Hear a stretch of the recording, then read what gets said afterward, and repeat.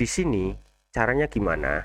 Caranya cukup simpel, teman-teman tinggal ketik saja turso spasi dev di terminal lalu enter. Nanti turso akan membuatkan libsql server dan membuat database untuk teman-teman. Kemudian untuk melakukan koneksinya cukup menggunakan URL yang ditampilkan oleh perintah turso_dev ini.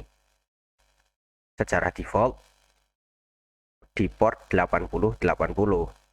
Tetapi ingat, di contoh kasus ini, data yang kita simpan di database itu tidak persisten atau tidak permanen.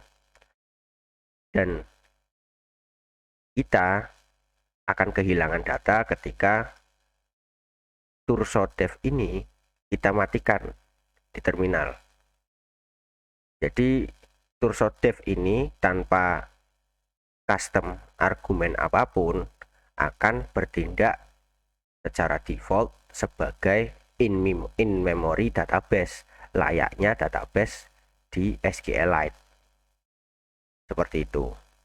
Jadi di sini saya akan contohkan, dan di sini saya tulis, ini by the way posisinya masih di project di video sebelumnya ya.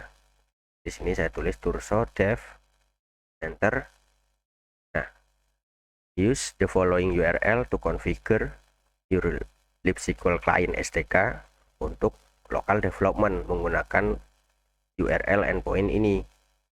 Secara default, perintah turso_dev ini tidak memerlukan autentikasi ketika menggunakan SQLD atau libsql server di lokal. Jika kita menginginkan autentikasi, kita bisa menggunakan flag atau argumen out jwt key file untuk menspesifikasi file yang berisi jwt key atau jwt key sini JSON web tokennya. Jadi perintah turso_dev ini tidak menyimpan database. Perubahan apapun akan hilang ketika server dimatikan.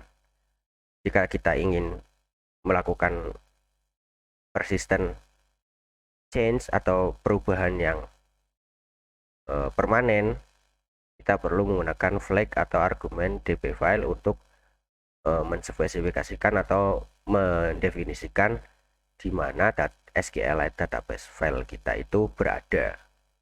Nanti ini akan saya jelaskan. Tapi untuk kasus ini kita sudah tahu ya bahwasanya ketika kita menggunakan perintah turso_dev ini secara default, maka kita akan menggunakan libsql server tanpa menyimpan database secara permanen. Sekarang kita coba di text editor. Di sini sesuai dengan perintah turso spasi dev di terminal, kita bisa menggunakan URL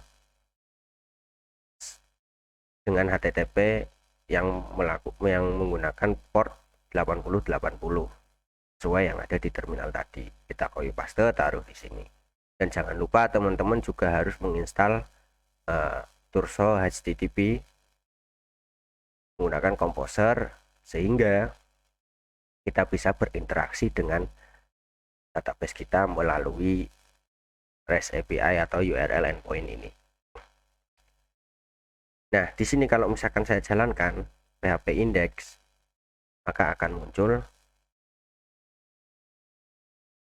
versi dari SQL, dari libsql itu sendiri. Jadi kita ini sudah terkoneksi dengan database, dengan turso database-nya. Kira-kira seperti itu untuk video ini supaya tidak terlalu panjang.